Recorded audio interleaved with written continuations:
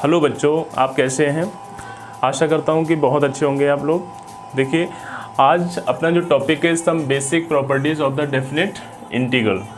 ये जो चैप्टर है आपका, ठीक है, बहुत ही इम्पोर्टेंट है। यहाँ पर जो आपके लिमिट वाले जो क्वेश्चंस दिए गए हैं, जो प्रॉपर्टी से रिलेटेड जो क्वेश्चंस हैं, उनसे हम किसी भी क्वेश्चन को बहुत ईजिली सॉल्व कर सकते हैं। तो यहाँ पे देखें कि हम प्रॉपर्टी से किस तरह से क्वेश्चंस को सॉल्व करेंगे। जैसे मान लीजिए प्रॉपर्टी फर्स्ट आपकी दी गई है कि a to B f x d x is equal to a to B f t d t. ये जो प्रॉपर्टी दी गई है, इस प्रॉपर्टी का मीन क्या है?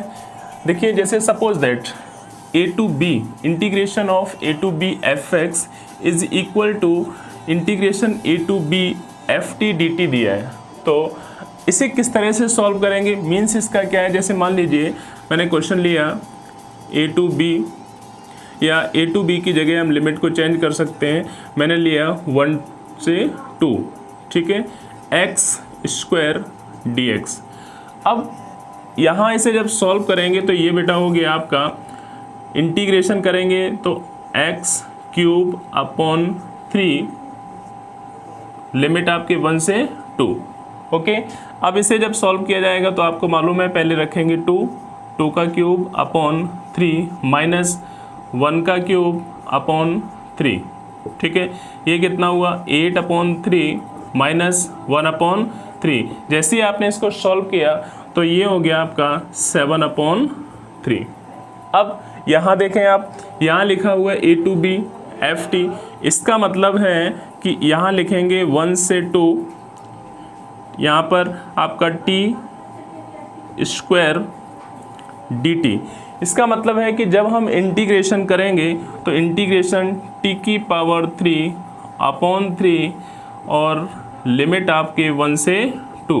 आप देख सकते हैं यहाँ लिमिट 1 से 2 है, यहाँ पर एक्स क्यूब अपॉन 3, यहाँ पर टी की पावर 3 अपॉन 3। कहने का मीन है कि इसमें कुछ भी चेंज होने वाला नहीं है, ठीक है। वैल्यू आपकी एज इट इज़ ये आएगी, 2 का क्यूब अपॉन 3 माइनस, यहाँ 1 रखेंगे टी की जगह तो 1 का क्यूब अपॉन 3।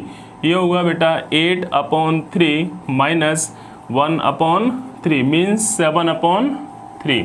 ये भी 7 अपॉन 3 है और ये भी 7 अपॉन 3, दोनों ही सेम है। इसका मतलब आपको ये ध्यान रखना है कि अगर कभी भी इस तरह से है कि limit A to B f x d x is equal to, इसको हम लिख सकते हैं integration of limit A to B f t d T.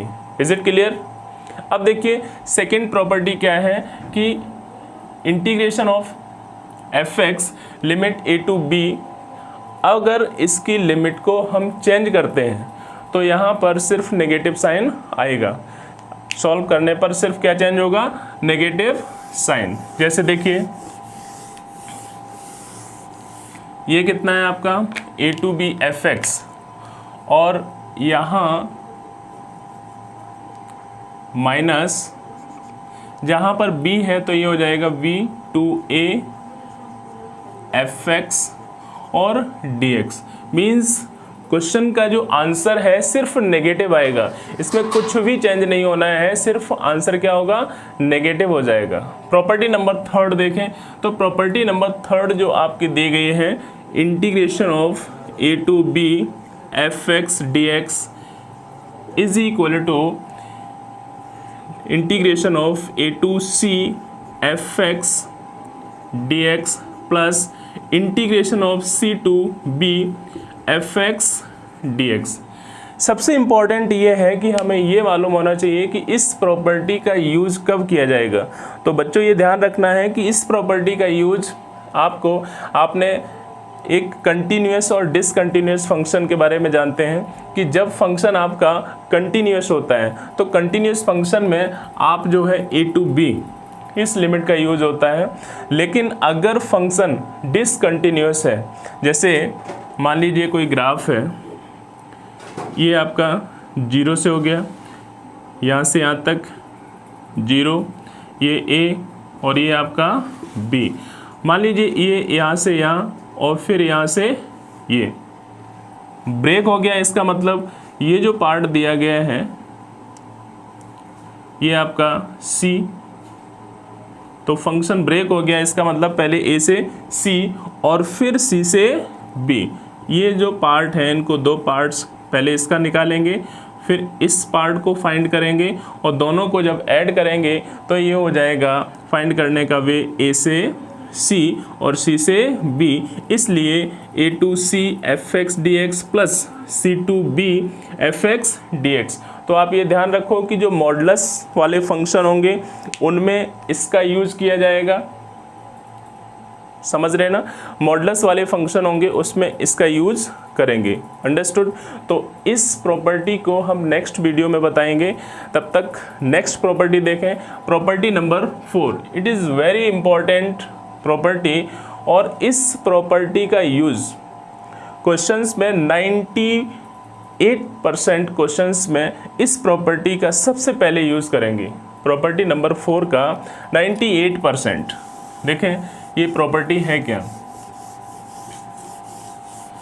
जैसे A to B fx dx is equal to, इसमें क्या करते हैं बेटा, लिमिट A to B, यहाँ A plus B minus x means f A plus B minus x dx, ये आपको ध्यान रखना है।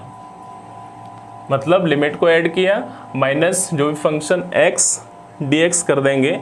अब इससे रिलेटेड हम आपको क्वेश्चंस बताएंगे और अगर ये प्रॉपर्टी आपको समझ में आती है तो इस एक्सरसाइज के जितने भी क्वेश्चंस होंगे लगभग आप सॉल्व कर लेंगे। देखिए फर्स्ट क्वेश्चन हम आपको बताएं,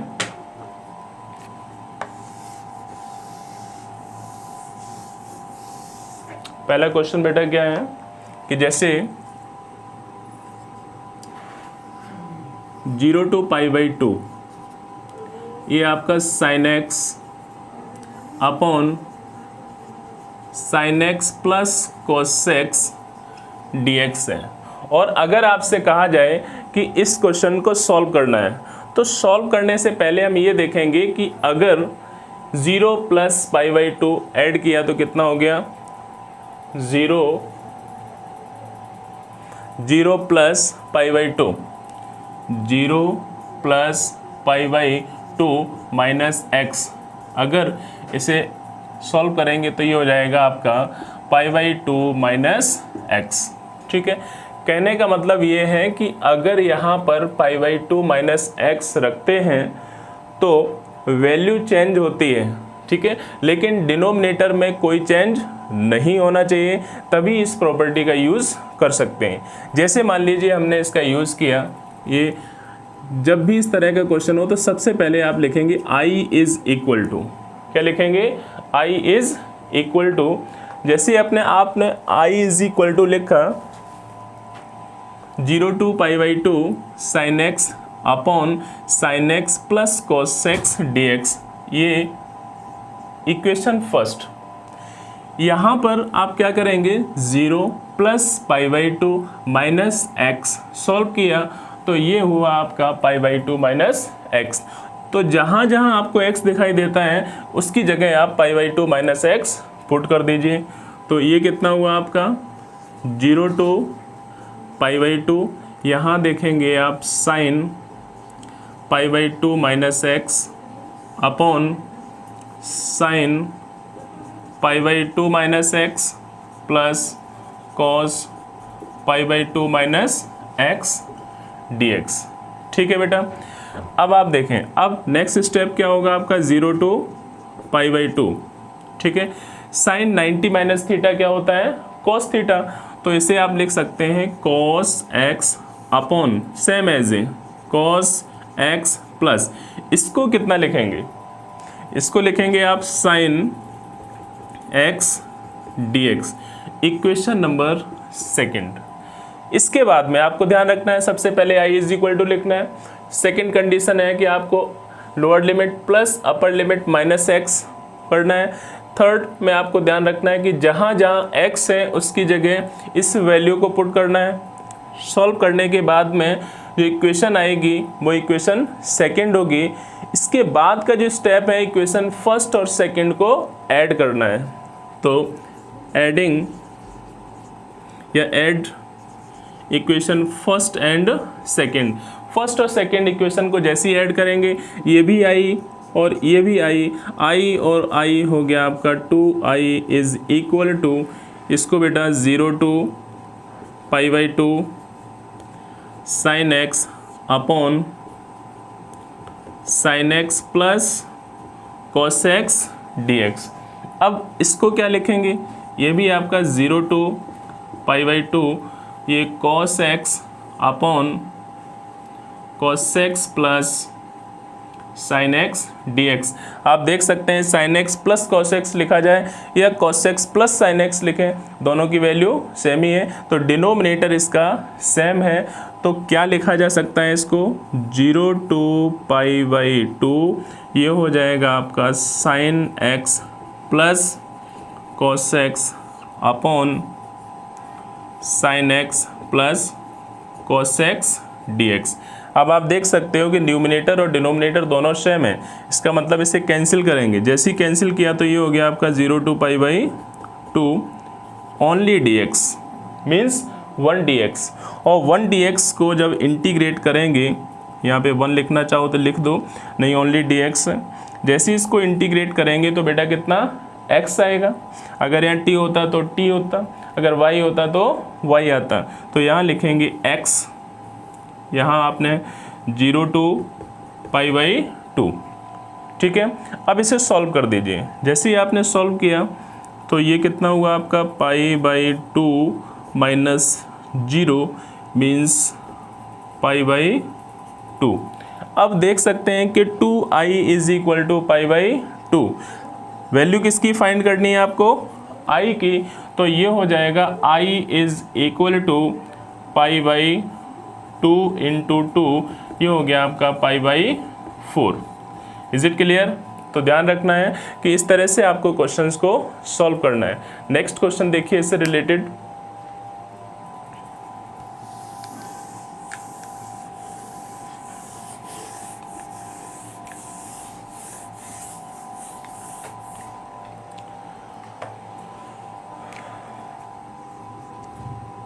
i is equal to 0 to π/2 1 upon 1 plus under root 10x dx, ठीक है। अब देखो ये जो दिया है 0 to π/2, इसमें भी हमें वही करना है। तो पहले तो इसे सॉल्व करने के बाद हम देखेंगे कि किस प्रॉपर्टी का यूज़ करना है, ठीक है बेटा। तो मैंने इसको सॉल्व किया, जैसे 10 लिखा है, यू नो वेरी वेल कि 10x इज इक्वल टू आपका sin x upon cos x होता है। तो यहाँ पर अगर अंडर रूट लगा दें तो ये भी under root sin x upon under root cos x। चलिए सॉल्व करते हैं। तो ये हो गया 0 to π/2 1 upon 1 plus under root sin x upon under root cos x। अब इसका एलसीएम ले लिया जाए। जैसे ही एलसीएम लेंगे तो ये अंडर रूट cos x कहाँ जाएगा, ऊपर। ये हो जाएगा आपका 0 to π/2 बेटा under root cos x upon under root cos x plus under root sin x dx, ठीक है। ये आपका dx हो गया। यहाँ से देख सकते हैं आप कि i is equal to value ये है। फिर मैंने कहा था कि आप वैल्यू पुट करके देखेंगे क्या वैल्यू चेंज होगी। जैसे ही मैंने चेक किया 0 प्लस π/2 माइनस x रखेंगे तो 0 प्लस π/2 माइनस x, ये जो वैल्यू है वो x की जगह चेंज होगी। तो ये होगा आपका x π/2 माइनस x। फटाफट रख के देखेंगे तो ये तो हो जाएगा साइन, ये होगा कॉस, डिनोमिनेटर चेंज नहीं होगा, इसका मतलब ये सॉल्व हो सकता है। तो जैसे ही हम इसे सॉल्व करेंगे तो बेटा देख सकते हैं आप यहाँ पर i is equal to 0 to π/2 under root cos π/2 minus x upon under root यहाँ कितना लिखेंगे आप, cos pi by 2 minus x plus under root, बेटा साइन की जगह भी देख सकते हैं आप, sine pi by 2 minus x d x. अब ये ध्यान रखना है कि किस प्रॉपर्टी का, तो प्रॉपर्टी नंबर 4, तो भाई using property 4, by using property 4, property 4 का यूज़ करने से तो आप देख सकते हो ये हो गया 0 pi by 2 under root cos 90 minus theta कितना होगा, साइन थीटा, मीन्स x है तो x लिखेंगे, यहाँ पर कितना होगा साइन x प्लस इधर होगा आपका कॉस x।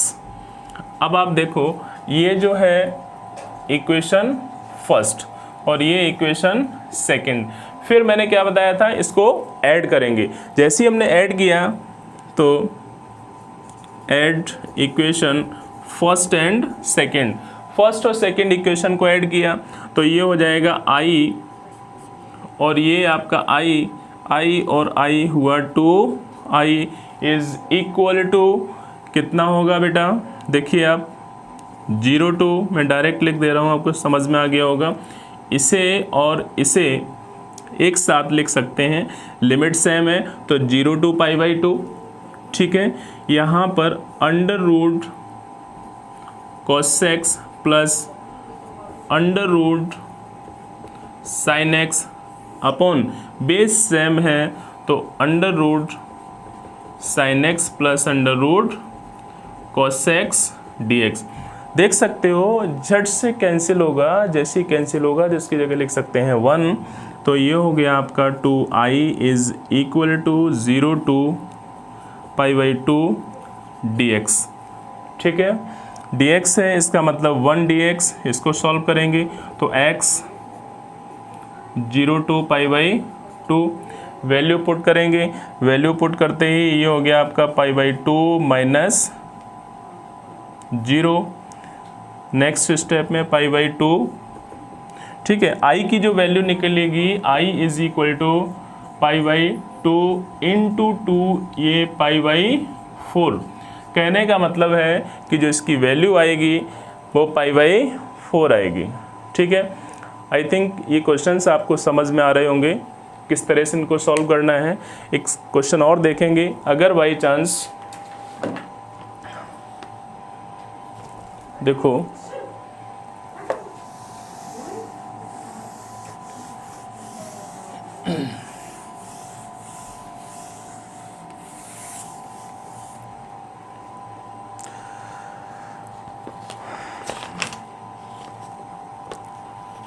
देखिए बहुत अच्छा क्वेश्चन है बेटा, ये दिया गया है आपको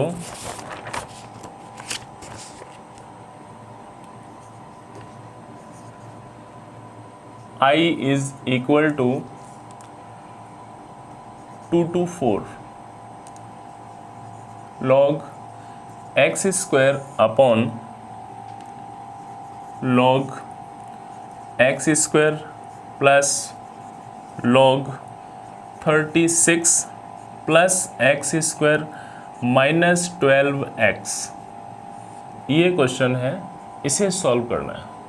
तो किस तरह से होगा, सबसे पहले आप देखें हम क्या कर सकते हैं, यहाँ देखें कि log 36 plus x square minus का 12x दिया है। अब आप देखो 36 का मतलब हो गया 6 का square plus x square minus इसको लिख सकते हैं 2 इंटू 6 इंटू एक्स, तो देखा जाए a square plus b square minus 2ab, तो आइडेंटिटी यहाँ पर a प्लस बी का whole square, sorry a minus b का होल स्क्वायर, ये आइडेंटिटी यूज़ हो रही है तो यहाँ पर इसका यूज़ करेंगे।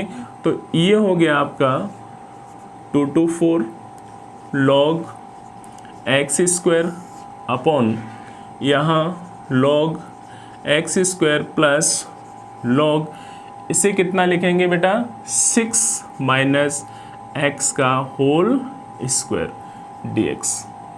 कोई डाउट? अब यहाँ देख सकते हो इसे हम लिखेंगे इक्वेशन फर्स्ट।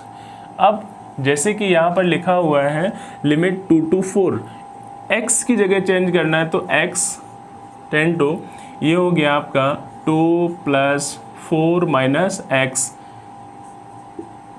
6 - x। कहने का मतलब है कि जहाँ x है वहाँ लिखेंगे 6 - x।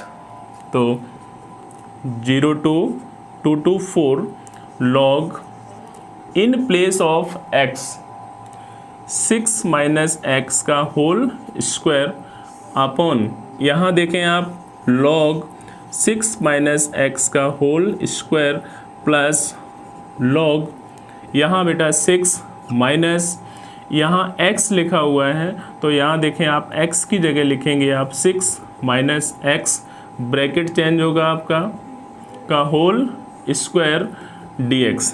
ये हो गया 2 to 4 log 6 - x का whole square upon log 6 - x का होल स्क्वायर प्लस, यहाँ देखेंगे जैसे ब्रैकेट खुलेगा 6 - x प्लस का x, 6 से 6 कैंसिल हुआ ये हो गया आपका log x स्क्वायर dx। तो ये कंडीशन log 6 - x का whole square upon log 6 - x का whole square plus log x square, denominator को देखेंगे तो डिनोमिनेटर में कुछ भी चेंज नहीं है, तो ये इक्वेशन नंबर 2। अब इक्वेशन फर्स्ट और सेकंड को ऐड करना है, तो जैसे ही add equation first and second, first और सेकंड इक्वेशन को ऐड किया तो बेटा i और i कितना हुआ 2i is equal to 0 2 to 4। यहाँ देखें आप ऐड करेंगे दोनों को तो ये हो गया log x square plus log 6 - x का होल स्क्वायर अपॉन, ये है log 6 - x का whole square plus log x का स्क्वायर और dx। ये और ये दोनों सेम है इसलिए इसे हम कट करेंगे तो ये आ जाएगा आपका 1। तो ये हो गया आपका 2 to 4 dx, 2 to 4 dx।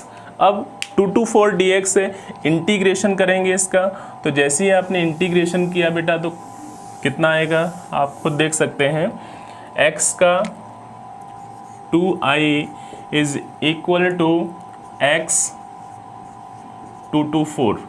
ठीक है, इंटीग्रेट कर देते हैं इसको तो 4 - 2 इज इक्वल टू 2 और i is equal to 2i is equal to 2, 2 से 2 कैंसिल हुआ, i इज इक्वल टू आ गया 1। अंडरस्टूड। तो इस तरह से हम जो है प्रॉपर्टी नंबर 4 का यूज़ करेंगे, और मैंने कहा कि 98% क्वेश्चंस में सबसे पहले प्रॉपर्टी 4 का यूज़ करना है। ठीक है, इसके बाद में नेक्स्ट प्रॉपर्टी यूज़ होंगी।